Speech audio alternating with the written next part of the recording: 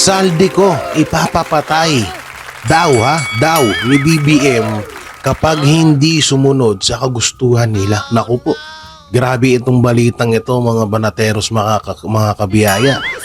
Talagang ginigipit nila si Saldico para lang sumunod sa mga kagustuhan nila. At ano nga ba itong mga kagustuhan na to? No, yung mga tatalakayin natin ngayon mga banateros. So ayun mga banateros, mga kabiyaya, isang mabiyayang araw sa ating lahat at welcome back to my YouTube channel, J. Guevara TV nga po pala. Ito po, pag-usapan ho natin ito. Naku po, talagang mapapaisip ho kayo na bakit biglang naging ganito. Sige, etong si Senator Ping Lacson na ipatawag lahat ng witness laban kay Martin Romualdez, Marcos Jr. at Sandro Marcos. Etong sila Gutesa, 18 Marines at etong si Saldico. Nako, iba po ang naaamoy ko dito mga banateros. Mukhang may nangyaring matinding kasunduan. Oo, mukhang may nangyaring matinding kasunduan na talagang magpapatiklop dito kaila Saldico dahil nga mga banateros, mga kabiyaya. Kamakailan lang sobra ho tayong nagtataka na bakit ayaw ipatawag ng Senate Blue Ribbon Committee etong sila Gutesa, etong 18 Marines na inilalahad ng 18 Marines na talagang dawit si Marcos Jr. dito sa nakawang ito at yung iba pang mga politiko na hinatiran nila ng mali-malitang pera. No, mga banateros, mga kabaya, sobra pong katakataka, sobrang parang nawindang ho tayo na biglang ganito na yung punto, ganito na yung salitaan ni Senator Ping Lacson na ano kayang sumagi sa isipan niya na bigla niyang ipapatawag etong sila Saldico. At eto nga, sa totoo lang, maganda naman po talaga ito. Eto naman talaga yung matagal nating hinihiling na ipatawag sila Gutesa ulit, etong 18 Marines at etong si Saldico. Gustong-gusto naman ho natin talaga yan noon pa. Sana. Kaso nga lang, maganda ho sana ito kung hindi magbabago yung mga unang panayam nila laban sa administrasyon at laban kay Marcos Jr. at laban dyan sa mga politikong nakinabang sa mali-malitang pera. Okay ho sana yun, walang problema. Kaso, ang problema natin parang may kakaiba, di ba? Parang nangangamoy malangsa. Parang may hindi kaaya-aya na kinagulat natin na ngayon ay ipinapatawag ho ng tawag dito ng Senate ng Senate Blue Ribbon Committee etong 18 Marines at sila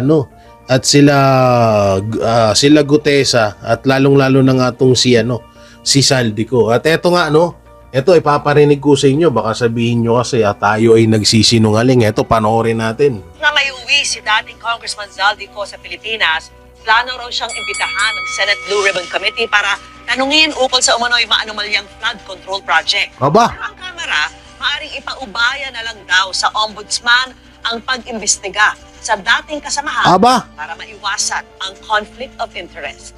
Nakatutok si Jonathan Andal. Lupit ha? Ngayong natuntun na at kanyang kinaroroonan. Pakinggan nyo. Daw si dating Congressman Saldico ng Senate Blue Ribbon Committee, oras na makauwi ito sa Pilipinas. Sabi ni Committee Chair Ping Lacson, mabuting sama-samang matanong ang mga testigo kaugnay sa mga maanumalyang flood control project. Mas maganda sa tingin ko na magkasabay na sa pagdinig yung mga ex-soldiers na sinasabing nag-deliver ng mali-maleta na 805 billion saka si Saldico, and kung posible pati si Orly Gutesa kasi connected kay Saldico yung testimonya ng mga ex-soldiers at saka ditong si Saldico para magkaalaman na kung ano talaga yung totoo. Aba. Iba, narinig nyo yun? Sinabi ni Ping Lacson? Mukhang nakakagulat ka, Senator Ping, pero maganda to kung walang mangyayaring kababalagan. Kung may mangyayaring kababalagan, hindi po maganda ito. No, mga banateros, mga kabiyaya, hindi maganda to kung may mangyayaring kababalagan. Nakakagulat lang na lalabas mismo sa bunganga ni Senator Ping Lacson na ganito, no? Oo, na gusto niya nang ipatawag lahat. Ang 18 Marines, si Gutesa at si Saldico para daw magkaalaman na. O hindi kaya hindi kaya bumabacklash na si Senator Ping Lacson sa pagiging tuta ni Martin, sa pagiging tuta niya kay Martin Romualdez at Marcos Jr. Hindi kaya ito na yung tinatawag na simula ng panahon ng laglagan? Hindi kaya ganon? Kasi may mga, alam nyo, itong mga politiko, ang laro kasi ng mga yan, hindi rin hindi rin nila hayaan na masira sila. Or hindi nila gagawin nila alam mo yun, yung halimbawa yan, katulad yan, palapit na ng palapit ang 2028 election. So mapapaisip yung iba na kailangan na nating magpabango sa bayan. Kailangan na nating talagang katuwaan or mahalin pakita natin na makabayan tayo. May mga ganyang politiko eh. Hindi nila talaga hahayaan na masira talaga sila ng gusto. Ngayon, dito sa mga mensahe ni Ping Lacson, unang-una aasahan natin to. At ang pinakababantayan natin dito, yung sasabihin nila. Kailangan, yung sinabi ni Saldico noon, hindi mababago yun. Kailangan yung sinabi ni Gutesa ay dapat ay hindi rin mababago yun. At kailangan yung mga sinabi ng 18 Marines or 18 Brave na mga kasamahan dati ni Saldico, dapat hindi rin mabago yung mga statement nun. Dapat yun at yun pa rin. Maganda to. Kaabang-abang to, itong mangyayari na to. No, eto, gusto ko na to. Pero ang tanong, buhay pa ba si Saldico? Yan ang pinakatanong diyan. Baka mamaya kasi kaya pinupush ni Ping Lacson na na makausap si Saldico sa Senate Blue Ribbon Committee or maimbitahan. Alam na pala nila ang setup, or baka alam na nila na etong si Saldico ay hindi na makakaharap dahil ito ay patay na. Wag naman ho sana mangyari, hindi natin pinagdarasal ho yun, no? Pero kakaiba may kutob ako dito may ibang, alam mo yun, nakakagulat kasi. Ang tagal-tagal nating mini-mention, ang tagal-tagal nating hinihiling na Ping Lacson, imbitahan mo naman ng 18 Marines. Ping Lacson, imbitahan mo naman, or kahit sa online lang etong si Saldico, 'di ba? Pero hindi dinidedma tayo ni Ping Lacson. Hindi ba ito na ba yung hudyat ng pagkalas ni Ping Lacson na Tito Soto sa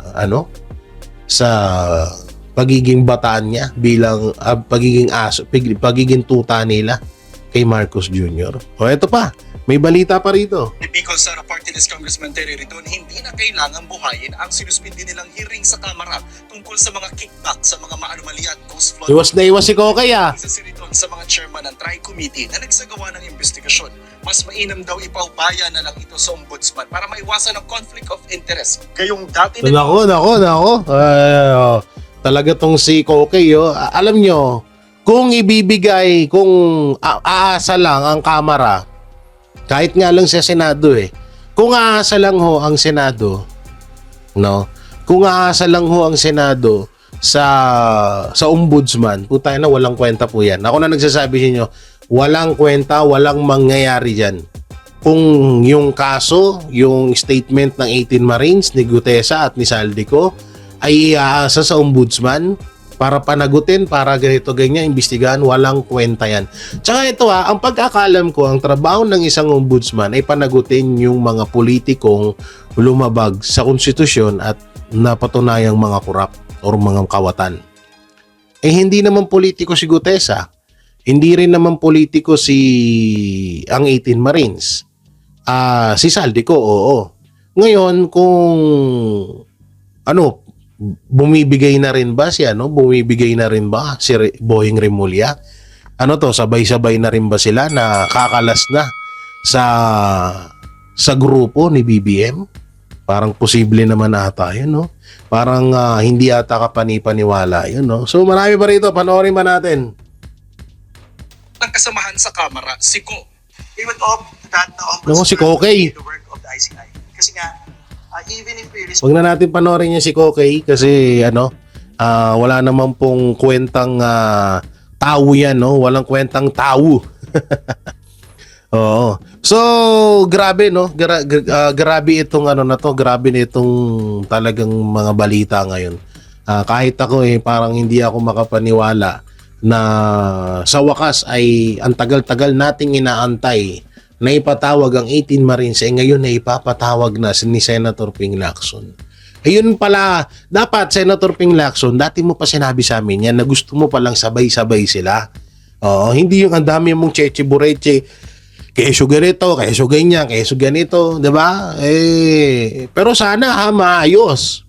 Baka mamaya pasalita pa lang si Saldico, palabas pa lang sa bibig niya ang pangalang Martin Romualdez at Marcos Jr. Baka bigla mo naman ipa-stop.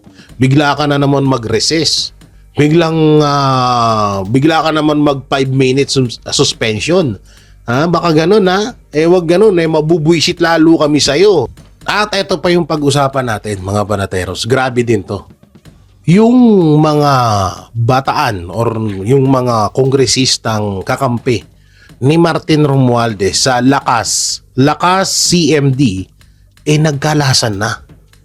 At ang pinakamalupit dito naglipatan sa hanay or sa kampo ni Marcos Jr. at etong House Speaker D. Aba, anong nangyayari? Baka totoo talaga yung balitang mukhang etong si Martin Romualdez ay ilalaglag talaga ni Marcos Jr.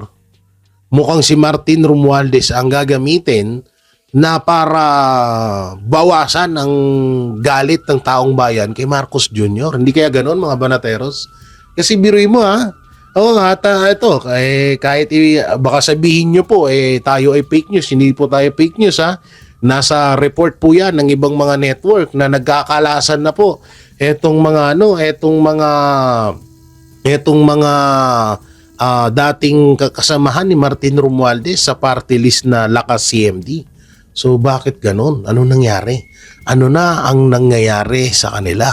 At ang malupit pa dito na balita, kaya daw nagsipagkalasan etong mga miyembro ni Martin Romualdez sa Lakas CMD dahil daw sa impeachment laban kay Vice President Sara Duterte. So kung iniisip ko, bakit kaya dahilan ng impeachment ni VP Sara Duterte para umalis sa kampo or para alayasan etong si Martin Romualdez? Hindi kaya totoo nga talaga yung balita na may nabubuo ng kampihan sa dalawang panig. Kampihan kay BBM at kay Martin Romualdez. Hindi kaya nagkaka-otsuhan na rin talaga itong magpinsan na to mga banateros, mga kabiyaya. Talagang iba na, no? Iba na yung mga nangyayari ngayon. Medyo hindi na ho natin masyadong naiintindihan. Kasi alam naman na natin na itong magpinsan na si Martin Romualdez at Marcos Jr. talagang sanggang dikit to hanggang sa pagnanakaw. 'Di ba? Alam natin yan na sanggang dikit yan hanggang sa kanilang pagiging kawatan. Pero bakit ngayon may mga naglilipa na hindi kaya na-realize ng ibang mga kongresista na kapag bumoto sila or kapag diniin pa nila lalo or pag tinatawag na diniin pa nila lalo or bumoto sila sa impeachment laban kay Vice President Sara Duterte kahit napakalaking pera ang kapalit ng kanilang pirma, ng kanilang boto sa impeachment. Hindi kayo napagtanto nila na kapag ginawa nila yun talagang parang mawawash out sila or parang tatandaan sila ng taong bayan at hindi na sila mananalo. Kasi isipin nyo, yung mga dating mga congressman, ang lalakas nun katulad na lang yan ni Dan Fernandez, ni Gwen Garcia, ni si Mr. Attitude, sino ba to? Si yung dating NPA din, nakalimutan ko ang pangalan ni Mr. Attitude. Oo, yung lalaki na laging nakabusangot na mortal na kalaban ni Marcoleta, ni Senator Marcoleta sa Congress. Maraming nalaglag.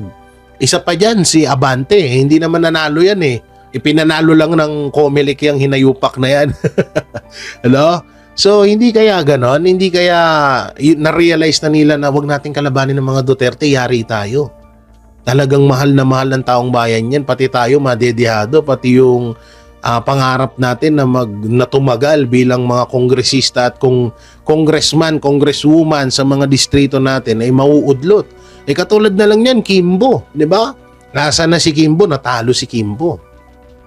Dahil nga sa pagiging kontrapelo niya rin kay kay Vice President Sara Duterte.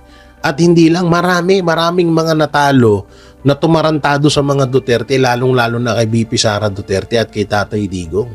'Di ba? So pinulot sila lahat sa kangkungan. Hindi kaya ganoon ang naiisip ng mga ng mga kasamahan na dati ni Martin Romualdez. Tapos ang malupit pa dito mga banateros, etong mga miyembro ng Lakas CMD na pinamumunuan ni Martin Romualdez ay lilipat sa grupo ni Tito Soto na isa rin. Hindi ko alam kung leader ba si Tito Soto or miyembro lang doon sa grupo na yun, pero doon sila sasali. Doon sila lilipat. Yung team na yon ay isa ding kilala na hindi bumuboto or tutol laban sa impeachment kay Vice President Sara Duterte. Aba, matindi yun ha. Oo, kakaibang balita ito mga banateros. Mukhang nagkakaroon na talaga ng matinding laro sa mundo ng politics world dito sa Pilipinas. Sa totoo aral na rin tayo dyan at hindi na rin bago sa atin yan kasi ugali talaga ng ibang mga politiko yan na alam mo yun na ngayon kakampi mo, bukas kalaban mo na.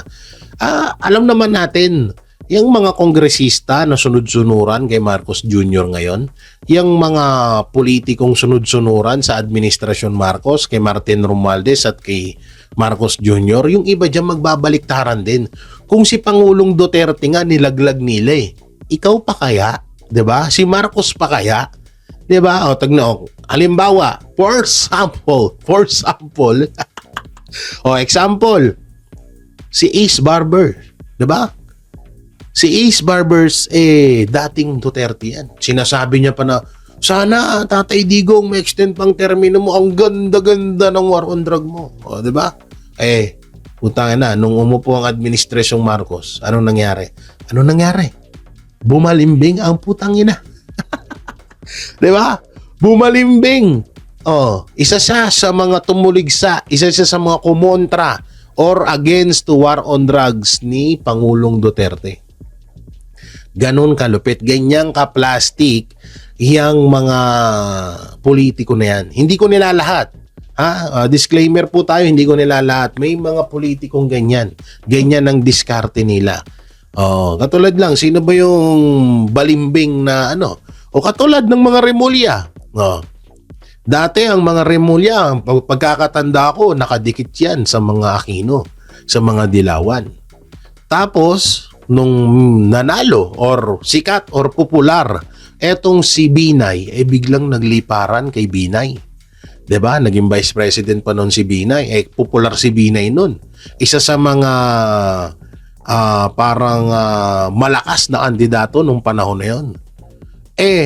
Naramdaman ng magkapatid na Remulla na hindi mananalo etong Aquino, etong si Binay. Kaya lumipad papunta sa kampo ng mga Duterte, inilaglag si Binay. Natatandaan nyo pa yon? Ngayon naman, na wala na silang mapakinabangan kay Pangulong Duterte, asan sila? 'Di ba lumipat sila sa Administrasyong Marcos? Todo sip-sip sila ngayon. Hanggang sa naging ombudsman na etong si Boying Remulla at naging DILG naman, hindi ako nagkakamali, etong si John Vic Remulla. So uso yan, ganyang plastikan, ganyang uso yung gamitan diyan sa mundo ng politics. Ang pinagtataka lang natin, ano kaya na talaga ang nangyayari sa magpinsan?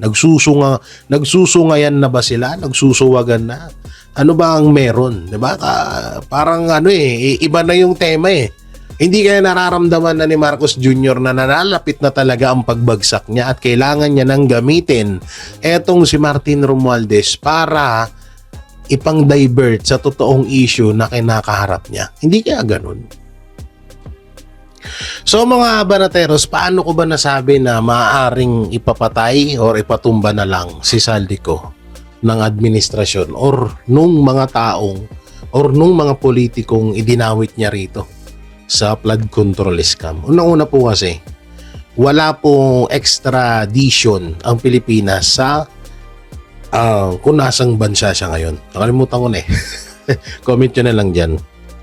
Wala pong extradition. So, hindi ata pwedeng kunin or hindi pwedeng pauwiin ng Pilipinas at utusan yung bansa na yun na ibigay nyo sa amin si Saldico.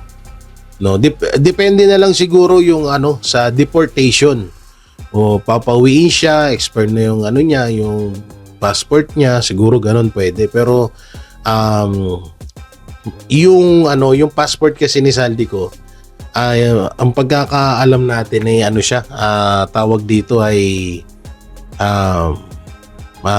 parang residente siya dun, residente ang tawag ata dun. No, hindi ko, sorry medyo bulol ako, hindi ko masyadong natandaan. Pero yung nga gawa ng hindi nga pwedeng kunin or makuha or i-request siguro ng Pilipinas na ibigay sa kanila si Saldico.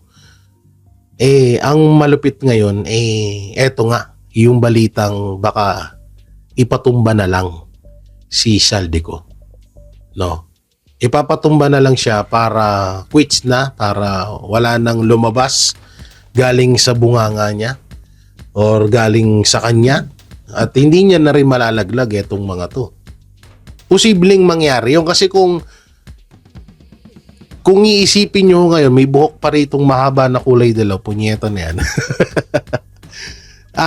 Kung isipin nyo, bakit biglang umamo etong si Ping Lacson na ipatawag si Saldico at Gutesa at 18 Marines? Diba? So, kataka-taka talaga eh. So, mapapaisip ka na, hindi kaya baka talagang totoo ang balita na ipapatumba na lang si Saldico doon sa bansa na yun para quits na. Tapos, siyempre, papalabasin dito na, gusto namin ipatawag yan, kaso, wala eh. Wala na siya. Ayun yung masaklap dyan, mga banateros, mga kabiyaya. Na baka pwedeng gawin yan. Ikaw ba naman, trilyonaryo ka sa bansa mo. 'Di ba? Gasino lang yung magbayad ka ng isang tao doon. Total, alam mo naman na kung nasaan yung taong gusto mong ipapatay, madali na lang ho yun. 'Di ba? Trilyon po ang nawawalang pera sa pera natin. Ayan po yung katotohanan diyan. Trilyones po ang nawawalang pera sa bansa natin. Hindi lang baka nga pati nga yung 2026 national budget ubos na rin or urot na, no? Baka ubos na, baka naibulsa na at pinaghati-hatian na nila rin, hindi lang natin alam. Baka nga sa lahat ng isyung nangyayari nga ho ngayon, baka sa lahat ng isyung nangyayari ngayon isang diversional tactic lang para hindi natin mapansin na inuunti-unti na nila yung pera natin. Diba? So, talagang posibleng mangyari yan. Yun nga lang talaga, medyo minalas lang ng konti si Saldico. Pero okay naman sana. Okay sana at maganda na rin to na nalaman natin na nahuli na siya. No? At alam natin kung nasa yun nga lang, peligro talaga ang buhay niya. Tsaka medyo katakataka din ngayon, no? Bakit kaya hindi naging blackout ang ibang mainstream media sa pagkahuli ni Saldico? Para palabasin ba na wala kaming kasalanan dyan? Binalita nga namin Ipinabalita nga eh. Nabalita nga eh. Ako. Alam nyo, kasi, malikot kasi yung utak ko eh. Malikot kasi yung utak ko mga banateros, mga kabiyaya. Kaya sa daming ginawang imposible ng administrasyong Marcos, talagang mapapaisip ka ng kung ano-ano. Diba? Biro mo, posible yun ginawa nila kay Pangulong Duterte. Na nagbubukod tanging presidente na pinakamagaling na naging presidente sa kasaysayan ng Pilipinas na sumunod kay Magsaysay sa pinakamagaling na presidente, biruin mo nila, ipinagkalulo nila sa mga dayuhan. Diba? Ganun kalupit. At may isa pang posible pa silang ginawa, yung relihiyon, no, ng KOJC, isang relihiyon na winalang yan nila. Mas matindi pa ho sila sa mga nagdaang war or gulo sa Pilipinas, pagsakop ng Hapon, ng ibang mga lahi ng Kastila. Hindi naman binaboy ang mga relihiyon dito sa bansa natin, pero kauna-unahan ang administrasyong Marcos na binaboy nila ang isang relihiyon. So talagang sobrang katakataka nga ho ngayon na bakit biglang pinapatawag na. So ngayon dapat may hamon tayo kay Senator Ping Lacson. Kung hindi, kasi wala ngang extradition itong Pilipinas sa kung saang bansang nahuli si Saldico, baka pwede naman, unahin mo na lang muna etong 18 Marines, etong 18 Brave, Senator Ping Lacson, sila na lang muna. Total, ang tagal na rin nilang inaantay na ipatawag mo sila diyan sa Senate Blue Ribbon Committee na kahit papaano naman mabuhay naman yan, kahit papaano naman magkaroon naman ng silbi sa Pilipinas yung committee mo. Bilang ikaw ang chairman diyan sa Senate Blue Ribbon Committee. 'Di ba? Unahin mo muna yung 18 Marines. Oo, yung kay Saldico, antayin natin sila. Antayin natin kung talagang makakauwi si Saldico or makukuha ng Pilipinas yang si Saldico. 'Di ba? So, Senator Ping Lacson, alam nyo, hindi naman wala po akong personal na galit sa inyo. Hindi ko nga sinakyan yung kung bakla ka ba. Kung bakla ka, okay naman, wala akong problema yun. No, tao ka pa rin naman. Kaso nga lang, yung mga pinaggagawa mo na dapat ay ginagampanan mo, no? Ginagampanan mo, sa halip magdakdak ka diyan na kesyo baka makulong lahat yung 18 Marines ang nilalagay ng Senate. Isang malaking katarantaduhan yun kasi hindi mo pa nga iniimbestigahan yung mga inilabas nila na mga dokumento at ebidensya laban sa mga kawatan sa gobyerno. Nagsasalita ka na agad. First time in history ho dyan sa Pilipinas na meron pong ganyang Senate, meron po ganyang chairman ng Blue Ribbon Committee. Ikaw lang po gumawa niyan, no? So yung about kay Saldico, sana naman hindi magkatotoo itong mga hinala natin, no? Itong mga iniisip natin na baka ganun ang gawin sa kanya para tumahimik na siya, para hindi niya na ipagkalulo itong mga kawatan sa gobyerno natin. Wag naman din sana. At ang masaklap pa nga dito, mga banateros, mga kabiyaya, kasama pala ni Saldico ang kanyang buong pamilya nung nahuli siya. Kaya talagang medyo may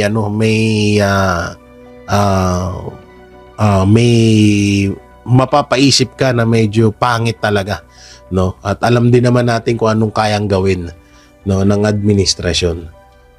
So yun, kung halimbawa man na makuha nila si Saldico, maganda sana at sana hindi magbago yung mga unang pahayag ni Saldico, di ba? Sana yun at yun pa rin. Dahil kapag binago ni Saldico yan, hindi naman ho tayo pinanganak kahapon para hindi natin alam. Diba? Kung mababago po ang mga unang statement ni Saldico, alam na this. Alam na this. Alam na. Alam ng ginipit, alam ng pinagplanuhan, alam ng inuutos sa kanya yan. Kung halimbawa, katulad yan, yung about kay Lisa Araneta Marcos, about sa sibuyas. Ibinintang yun kay Pulong Duterte. Halimbawa lamang ibinintang or ibinaling sa mga Duterte yun. Diba? So, katarantaduhan yun. Yung about dun sa kay Martin Romualdez. Diba? Yung mga sinabi, mga nilahad ni Saldico about kay Martin Romualdez at ibinaling yun sa mga Duterte, isang malaking katarantaduhan din po. Lalong-lalo na ho rin ho yun, yung kay Marcos Jr. No? So hanggang ngayon po, ako po ay hindi naniniwalang walang kinalaman si Saldico sa mga nakawan. No, hindi ko po siya sinasabing malinis siya. Alam ko po nakasama siya dyan sa mga nakinabang na sa mga mali-malitang perang ninakaw na dapat ay tayong mga ordinaryong mga Pilipino ang nakikinabang niyan. So yun mga banateros, mga kabiyaya, ano pong masasabi nyo at may giging komento nyo ho dito sa maaring gawin ng mga inilaglag ni Saldico mapatungkol sa flood control scam. I-comment nyo lang po dyan sa baba at ating babasahin yan. At syempre, don't forget to like, share, comment, and subscribe sa ating YouTube channel. Pipindot na lang din po yung bell button para lagi kayo updated sa ating mga video araw-araw. So maraming salamat. Ingat po kayo palagi. God bless and peace. And bye-bye. Duterte lang.